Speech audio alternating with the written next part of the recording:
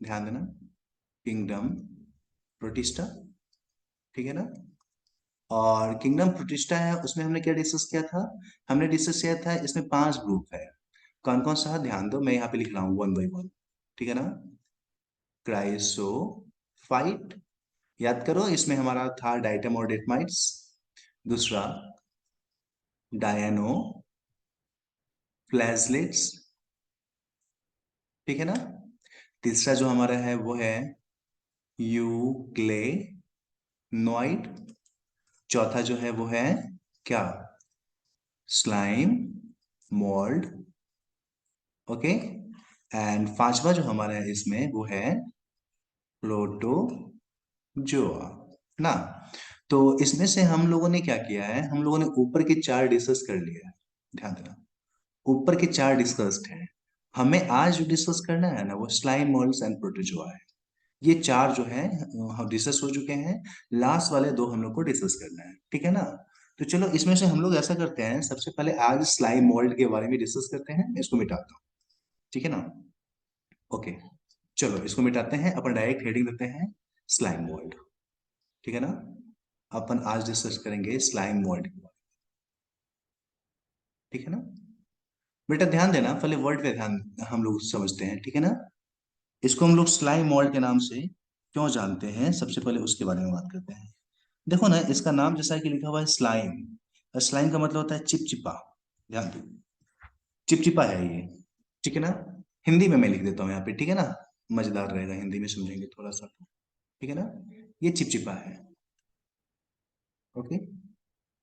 थोड़ा सा स्लाइमी है, या हम बोल सकते हैं ये चिपचिपा है, ठीक है ना। और है कैसा, देखो, हम लोग मोल्ड जो है ना उसको फंजाई बोलते हैं, कवक बोलते हैं, ठीक है ना। तो तुमको पता है जो फंजाई होते हैं ना, कवक होते हैं ना, वो चिपचिपा होते हैं, ठीक है ना। और किंगडम प्रोटिस्टा के जो ऑर्गेनिज्म है वो भी कुछ हद तक चिपचिपे दिखते हैं, ठीक है ना। क्योंकि ये भी चिपचिपा है, इसी कारण से इसको हम लोग स्लाइम मोल्ड के नाम से जानते हैं, ठीक है ना। बट इंटरेस्टिंगली हुआ क्या है, ठीक है ना, ये है ना, असल में मतलब कि फंजाई के जैसा तो है, लेकिन ये फंजाई है नहीं। क्यों? क्योंकि अगर इसको देखोगे ना, ठीक है ना, तो मतलब कि ये यूनिसेलुलर है। और फंजाई में तुम देखोगे तो उनका जो स्ट्रक्चर होता है, तो उनके स्ट्रक्चर में माइसेलियम, हाइफा, ऐसा कुछ स्ट्रक्चर्स बनता है उनके लाइफ साइकिल में, ठीक है ना। तो चूंकि ये फंजाई लाइक स्ट्रक्चर है, ठीक है ना, but it is not a true fungi, ठीक है ना। इसके पास में देखोगे तो इसके पास फंजाई के जैसे, एक फंजाई की बात करेंगे तो उसमें क्या होता है, ध्यान दो, ये आने वाले समय में डिस्कस करेंगे, अभी केवल सुन लो। फंजाई का बॉडी देखोगे ना तो उसमें इस तरीके से धागे के जैसा स्ट्रक्चर बना हुआ होता है फंजाई में, ऐसा, ठीक है ना। ऐसा धागा के जैसा स्ट्रक्चर बना हुआ होता है, ठीक है ना। तो ये जो टोटल स्ट्रक्चर यहाँ पे धागे के जैसा बना, समझना मेरी बात, ये टोटल जो स्ट्रक्चर धागे के जैसा बना, इसमें से एक जो धागा होता है ना उसको हम लोग बोलते हैं हाइफा, समझना। एक जो यहाँ पे धागे के जैसा स्ट्रक्चर बना, उसको हम लोग बोलेंगे क्या? इसको बोलते हैं हम लोग हाइफा, ठीक है ना। और उसके अलावा ये पूरे जो धागे का समूह है, सबको अगर मिला दिया जाए ना, तो इनको हम लोग बोलते हैं माइसेलियम। हम बात करेंगे, अभी केवल सुनना है तुम्हें, ठीक है ना। माइसेलियम के नाम से जानते हैं, ठीक है ना। अगर तुम इस ऑर्गेनिज्म में देखोगे, ठीक है ना, तो कोई भी फंजाई होगा तो इस फंजाई में तो ये दो चीज होना ही होना है, ठीक है ना। हम लोग बोल सकते हैं कि फंजाई के पास में क्या होता है, फंजाई के पास में, फंजाई है क्या, तो उसमें एक धागे के जैसा स्ट्रक्चर, तो उसको हम लोग बोलेंगे हाइफा। और पूरे धागे का समूह होगा तो उसको हम लोग बोलेंगे माइसेलियम, ठीक है ना। तो अगर ये फंजाई होता, ठीक है ना, तो इसके पास में भी हाइफा माइसेलियम होना चाहिए था। लेकिन ध्यान देना, लेकिन since it does not have, ना, इनके पास नहीं है क्या बेटा, इसके पास नहीं है हाइफा लाइक स्ट्रक्चर और माइसेलियम लाइक स्ट्रक्चर, ठीक है ना, माइसेलियम लाइक स्ट्रक्चर। चूंकि इनके पास ये चीज नहीं है, इसी कारण से इसको हम लोग बोल सकते हैं हैंस, ठीक है ना। इनको हम लोग फंगी नहीं बोल सकते, तो क्या बोलेंगे? तो इसको हम लोग बोलते हैं फंगी के जैसा है, या इट इज ऑल्सो कॉल्ड, कोई कमेंट में बताओ क्या बोलते हैं इसको हम लोग, जल्दी से अगर पता है तो। इसको बोलते हैं हम लोग फॉल्स फंगी, ठीक है ना। फॉल्स मतलब झूठा, फंगी के जैसा तो है लेकिन ये फंगी नहीं है, तो इसको हम लोग बोलेंगे भाई साहब ये अपना जो है ना फॉल्स फंगी है। ठीक है ना बेटा। तो इस तरीके से ये जो हमारा इसके पास चूंकि माइसेलियम और हाइफा लाइक स्ट्रक्चर अवेलेबल नहीं होता है, तो इसी कारण से इसको हम लोग बोलते हैं फॉल्स फंजाई। लेकिन ध्यान रखना है कि इसका आदत जो है ना खाने पीने से रिलेटेड वो फंजाई से मिलता जुलता है, इसलिए इसको स्लाइमी फंजाई बोला गया है, या इसको चिपचिपा फंजाई बोला गया है, या इसको फॉल्स फंजाई के नाम से डिस्कस किया गया है। ठीक है ना। तो चिपचिपा फंजाई इसको क्यों बोला गया है और फॉल्स फंजाई क्यों बोला गया है, ये दो वर्ड क्लियर हुआ कि नहीं मुझे ये पहले बताओ, फिर मैं आगे बढ़ूंगा। जल्दी से कमेंट में मुझे बताओ सर इसको चिपचिपा फंजाई या इसको हम लोग फॉल्स फंजाई क्यों बोलते हैं। जल्दी, जल्दी मुझे बताना। Okay, very good very good बेटा, कोई जिसको समझ में ना आया हो। सफीना बोल रही है सर मैं लेट हो गई हूँ। बेटा तो ऐसा है, वीडियो रिकॉर्ड हो जाएगा, लिंक मिल जाएगा, वहां पे जाके देखना। नहीं समझ में आएगा तो फिर हमें कमेंट में बताना, फिर अगले लेक्चर में आते ही अपन डिस्कस कर लेंगे। ठीक है ना बेटा। अगर लेट होना नहीं चाहिए था, तुम्हें पता है कि मैं इतने टाइम में मैं आ जाता हूँ, तो लेट क्यों होगा बता। कोई दिक्कत नहीं सफीना, लेट नहीं करना बेटा। अच्छा, भूल गई थे, कोई बात नहीं। चलो कोई नहीं, अगले क्लास से ध्यान रखेंगे। चलो मैं इसको मिटाता हूँ। चलो इसके बारे में कुछ और भी इंपॉर्टेंट जो कैरेक्टरिस्टिक है उसको हम लोग पॉइंट वाइज यहाँ पे डिस्कस कर लेते हैं। सर 8 PM से टाइम है ना। हाँ बेटा टाइम तो अपना 8 PM से ही है, लेकिन अभी बता रहे थे कि आपका क्लास जो है ना 12 वाले बच्चों का कुछ सिलेबस बचा हुआ है, तो उनका थोड़ा सा करने में टाइम लग जाता है। तो इसलिए हमने सोचा कि उनका पहले जल्दी करवा दूं, फिर आपका तो क्लास लगातार लेंगे ही। और इम्पोर्टेंट चीज है उनका बोर्ड है ना, और उनको रिवाइज भी करवाना है, नंबर भी बायो में अच्छा आना चाहिए ना। एटलीस्ट बायो में तो बहुत शानदार नंबर आना चाहिए। तो इसलिए सोचे उनका रिवीजन कोर्स भी स्टार्ट करें। ठीक है। और आप लोग का जो है ना नीट का PYQ वगैरह भी करवाना है, बहुत सारी चीजें सोचे हैं। केवल आप लोग कंटिन्यू रहो और अच्छे से मेहनत करो। चलो ठीक है, नेक्स्ट देखो। स्लाइम मोल्ड के बारे में कुछ इंपॉर्टेंट पॉइंट लिखते हैं, ठीक है ना। स्लाइम मोल्ड जो होते हैं ना, ये सैप्रोफाइट होते हैं। मैं कुछ पॉइंट्स लिखता हूँ। They are saprophyte. तुम लोग बोले सर राइटिंग आपका बहुत गंदा है, तो इसलिए अब हम लिखना सीख रहे हैं। सैप्रोफाइट्स। ओके। हाँ एब्सेंट है, रहने दो कोई दिक्कत नहीं। बल्लू ऑफलाइन होगा। तुम किस नाम से जुड़े हो, पहले तुम्हारा तो ये नाम नहीं है, ऑफलाइन होगा बेटा। ठीक है ना। अभी बता रहे ना हम मनाली घूमने आए थे, घूमने भी नहीं दोगे तुम। ध्यान दो। तो इनको हम लोग सैफ्रोफाइट भी बोलते हैं। ठीक है ना। तो सैफ्रोफाइट क्यों बोलते हैं, ध्यान देना। इनको सैफ्रोफाइट बोलने के पीछे रीजन है, सैप्रोस का मतलब होता है सरागल। ठीक है ना। क्योंकि ये डिकेइंग सब्सटेंस को खाते हैं। ठीक है ना। फाइटा मतलब तो प्लांट, जो चलता फिरता नहीं है। चूंकि ये डिकेइंग सब्सटेंस को खाते हैं, मतलब सेरोफाइट का मतलब क्या होता है, हम लोग बोल सकते हैं डिकेइंग सब्सटेंस को खाने वाला। जैसे डिकेइंग ट्वीज हो गया, ट्विग्स हो गए, डालियां हो गई ना, हम बोल सकते हैं ये डिकेइंग। ठीक है ना। ट्विंग्स हो गई, डालियां हो गई ना। उसके अलावा हम लोग बात करेंगे तो पत्तियां हो गई। ठीक है ना। उस सबको खाता है ना। उसके साथ साथ सड़े गले जो बॉडी होते हैं जानवर के, उनको ये खा जाते हैं ना। तो इस तरीके से इन सबको इनगल्फ करते हैं, खा जाते हैं। इसी कारण से इनको बोला गया कि भाई साहब ये हमारा क्या है, ये हमारा एक तरीके से बोल सकते हैं कि सैफ्रोफाइट है। पक्का अमीर, पक्का पक्का तुम्हारा बात मैं सुन लिया। ठीक है ना। तो इनको हम लोग सैफ्रोफाइट के नाम से डिस्कस करते हैं। कोई पूछे सैफ्रोफाइट क्या है तो बोल देना सड़ी गली चीजों को खाने वाला, वो कहलाता है सैफ्रोफाइट। तो स्लाइम मोर जो है ना वो सड़ी गली चीज को खाते हैं, इसलिए इसको हम लोग बोलते हैं सैफ्रोफाइट। एक इंटरेस्टिंग चीज के बारे में पता है। ठीक है ना। असल में होता क्या है, जब फेवरेबल कंडीशन, जैसे अनफेवरेबल कंडीशन है तो कोई बात नहीं, लेकिन ड्यूरिंग फेवरेबल कंडीशन, जब फेवरेबल कंडीशन हो, बहुत अच्छी वातावरण हो, ठीक है ना। अगर फेवरेबल कंडीशन हो, ठीक है ना।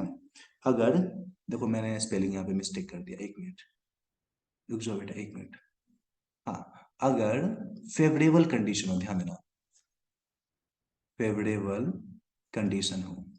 अगर फेवरेबल कंडीशन होना तो इसमें एक बड़ा ही इंटरेस्टिंग इवेंट दिखता है। क्या दिखता है पता है। सबसे पहले इसको हम लोग क्या करते हैं, कलर कर लेते हैं। बहुत ही ड्यूरिंग फेवरेबल कंडीशन तुम देखोगे ना, तो इस तरीके के ऑर्गेनिज्म में, प्रोटिस्टेंस में, एक फेवरेबल कंडीशन के समय एक बहुत ही इंटरेस्टिंग घटना घटती है। क्या? तो ये क्या होगा फेवरेबल कंडीशन में, मतलब 2 फीट, 4 फीट, 5 फीट उतना लंबा लगातार डिवाइड करना स्टार्ट कर देता है। ठीक है ना? तो ये क्या होता है, ये जो है ना, ये क्या करते हैं, सबसे पहले तो सारे के सारे प्लाज्मोडियम जितने, सॉरी, सारे के सारे जितने भी हमारा ये प्रोटिस्टेंस हैं स्लाइम मोल्ड के, सारे एक साथ यहाँ पे जमा हो जाएंगे इस तरीके से। ठीक है ना? तो सबसे पहले क्या होने वाला है, ये फॉर्म करते हैं एक एग्रीगेशन को, फॉर्म एंड क्या, तो एग्रीगेशन। एग्रीगेशन का मतलब होता है जमावड़ा, एक जगह पे सब जमा हो जाता है। ठीक है ना? और जमा होने के बाद क्या होता है, ये एग्रीगेशन जो है ना, ये एग्रीगेशन जिसको हम लोग बोलते हैं, ये हमारा बढ़ सकता है, ग्रो कर सकता है। ठीक है ना? में ग्रो, बढ़ सकता है, समझना मेरी बात, ये बढ़ता है। ठीक है ना? और स्प्रेड होता है, मतलब फैलता है। ठीक है ना? एंड स्प्रेड, ठीक है ना, फैलना। ठीक है ना? सेवरल फीट, ठीक है ना, 2 फीट, 4 फीट ऐसे करके, 2, 4, 5 फीट तक ये बड़ा होता है। ठीक है ना? Several feet.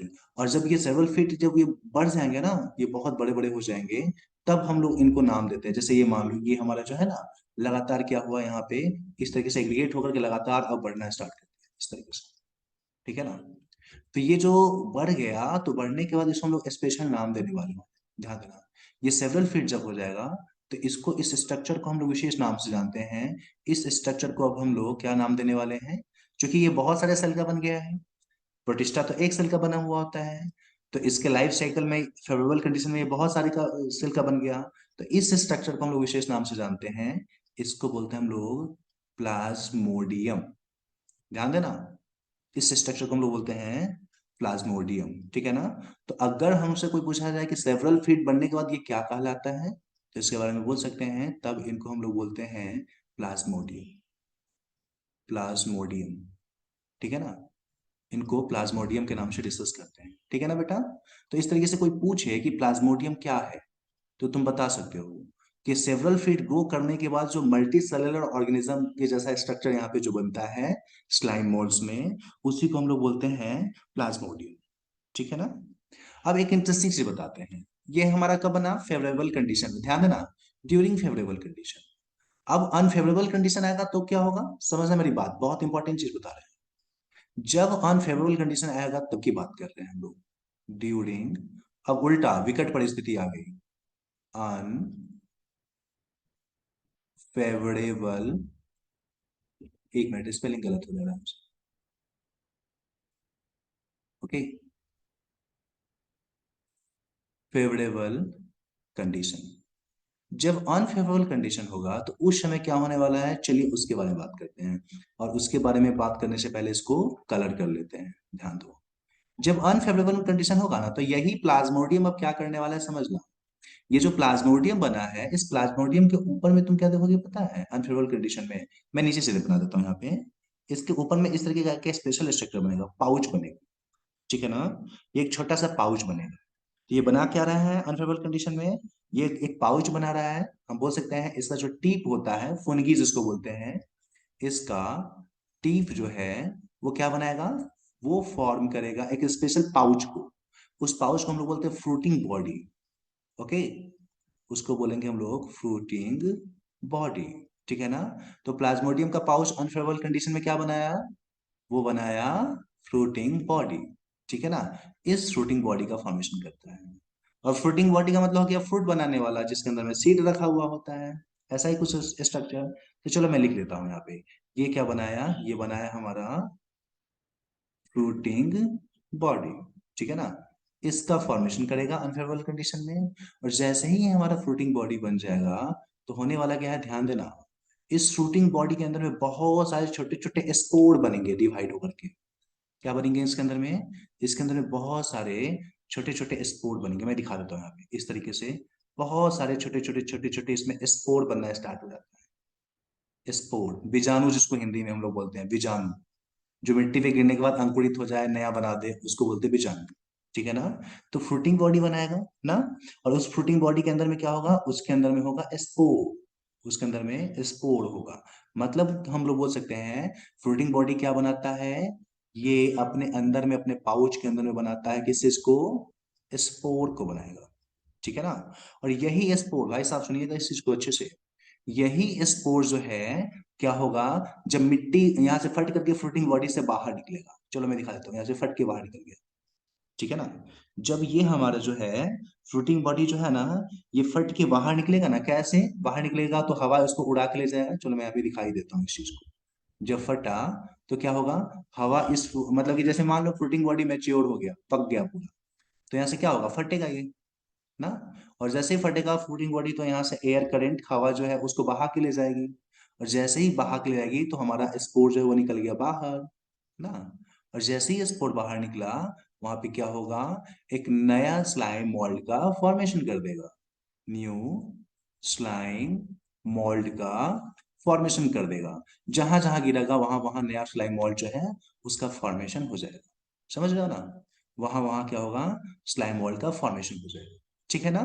तो यहाँ पे हमने क्या देखा, फिर से समझ मेरी बात, मैं फिर से बता रहा हूँ। स्लाइम मोल्ड सैप्रोफाइटिक नेचर का होता है, सड़क अलग चीज खाता है। दूसरा बात हमने बताया है कि फेवरेबल कंडीशन में जब अनुकूल परिस्थिति होगी उसमें वो क्या करेगा, समझ मेरी बात, फेवरेबल कंडीशन में वो क्या करने वाला है, वो क्या करने वाला है, लगातार डिवाइड करके एक एग्रीगेशन का फॉर्मेशन करेगा, जमावड़ा का फॉर्मेशन करेगा, जो कि सेवरल फीट लंबा हो सकता है। ठीक है ना। उस स्ट्रक्चर को क्या नाम देंगे हम लोग, उसको हम लोग नाम देंगे प्लाज्मोडियम।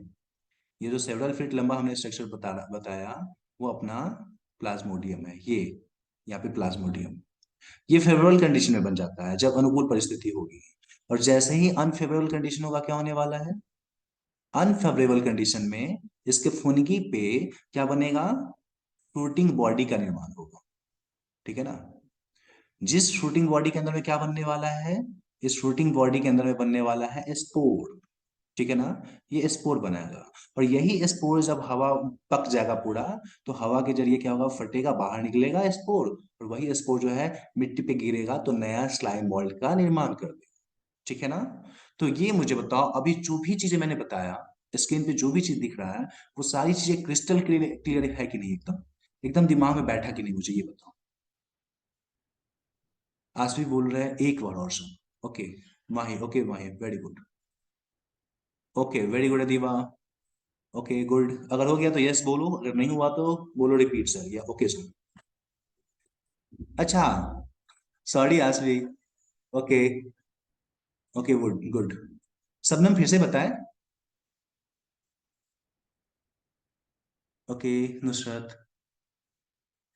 नाजिन बोली हमारे बॉडी पे गिरा तो क्या होगा, अरे भाई ये स्पोर है, कहीं गिरेगा क्या मतलब बनता है, हमारे बॉडी पे गिरेगा तो हम नहा लेंगे, खत्म गायब, और क्या। ओके माज वेरी गुड। और कोई, मैं फिर से बताता हूँ एक बार आसवी, फिर तुम्हारे लिए एक बार फिर से बता देता हूँ। ओके, देखो, ये सैफ्रो, ये जो ऑर्गेनिज्म होते हैं, ठीक है ना, ये ऑर्गेनिज्म सैप्रोफाइटिक होता है। ठीक है ना। जब अनुकूल परिस्थिति होगी तो वो क्या क्या करता है, ध्यान देना। ठीक है ना। हाँ क्वेश्चन पूछ सकते हो नजीर, बिल्कुल क्वेश्चन पूछो बेटा, कोई प्रॉब्लम नहीं। ये फेवरेबल कंडीशन में क्या करता है, ये लगातार विभाजन करके, देखो ये है हमारा एक सैप्रोफाइट, या एक हमारा स्लाइम मोल्ड है। जब फेवरेबल कंडीशन होता है तो लगातार विभाजन करके इस तरीके से बहुत सारा बन जाता है, समझना मेरी बात। ठीक है ना। बहुत सारा विभाजन करके बन जाता है, और बहुत सारा विभाजन करके ये जो स्ट्रक्चर बना, ठीक है ना, जिसको हमने यहाँ पे रंगा है, ठीक है ना, इसको हम लोग स्पेशल नाम से डिस्कस करेंगे, इसको प्लाज्मोडियम बोलेंगे। ठीक है ना।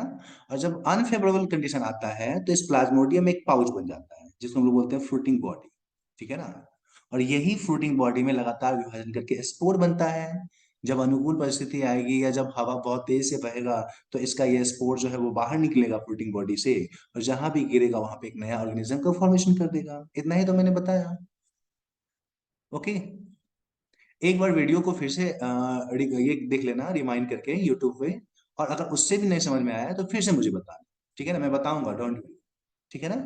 ओके बेटा, वेरी गुड आसमी, चलो ठीक है। हाँ, एक चीज इंपॉर्टेंट यहाँ पे जो तुमको क्या याद रखना है मेरे तरफ से, एनसीईआरटी में ये पॉइंट मेंशन किया हुआ है, जो तुमको बहुत अच्छे से याद रखना है। ये चीजें तो तुमको कहानी समझ में आ गई, ये कहानी तो तुम याद रख सकते हो। एक जो इंपॉर्टेंट चीज है वो ये याद रखना कि प्लाज्मोडियम जो हमारा होता है ना, इस प्लाज्मोडियम में सेल वॉल नहीं होता है, ठीक है ना। अगर हम लोग बात करेंगे, इसके प्लाज्मोडियम में सेल वॉल नहीं होता है, बट इसका जो स्पोर है ना उसमें एक्सेप्शनली सेल वॉल आया है। तो इनका जो स्पोर जो हवा के जरिए उड़ करके जाता है और नया स्लाइम बॉल का निर्माण करता है, तो इसके पास में क्या है, याद रखना, इसके पास में है ट्रू सेल वॉल। झूठा नहीं, एकदम सही सही, वास्तव में इसके पास में ट्रू सेल वॉल होता है, ये एक इंपॉर्टेंट चीज है, ठीक है ना। तो ये एक इंपॉर्टेंट चीज याद रखना। और दूसरा एक और चीज याद रखना, ये जो स्पोर जो होता है ना बड़ा ही मजबूत होता है। 2 2 4 साल तक ना वो वैसे ही पड़ा रहेगा, लेकिन खराब नहीं होगा, ठीक है ना।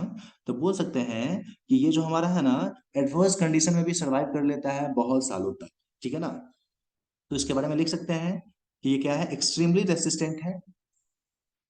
एक्सट्रीम, एक्सट्रीम मतलब बहुत ज्यादा कठोर, एक्सट्रीमली रेसिस्टेंट है, ठीक है ना। उसके अलावा क्या बोल सकते हैं इसके बारे में, can survive for several years, ठीक है ना। बहुत सालों तक बिना खराब हुए ये सरवाइव कर सकता है, ठीक है ना। सफीना पूछ रही है सर, मैक्सियम अमीबा क्या होता है। अमीबा के जैसा ही ये कभी कभी अपना स्वरूप पकड़ लेता है, उसी के जैसा कभी कभी ये जो है ना, ये प्लाज्मोडियम कंडीशन ही है एक तरीके का, समझो तो, ठीक है ना। प्लाज्मोडियम कंडीशन जो है, क्योंकि यहाँ पे बहुत सारे अमीबा लाइक सेल्स यहाँ पे जमा हो गए हैं, उसी को मैक्सियम अमीबा बोलते हैं। ओके बेटा, चलो ठीक है। तो इन चीजों को हम लोग इरेज कर सकते हैं क्या बेटा, बताओ मुझे जल्दी। इसको हटाए क्या।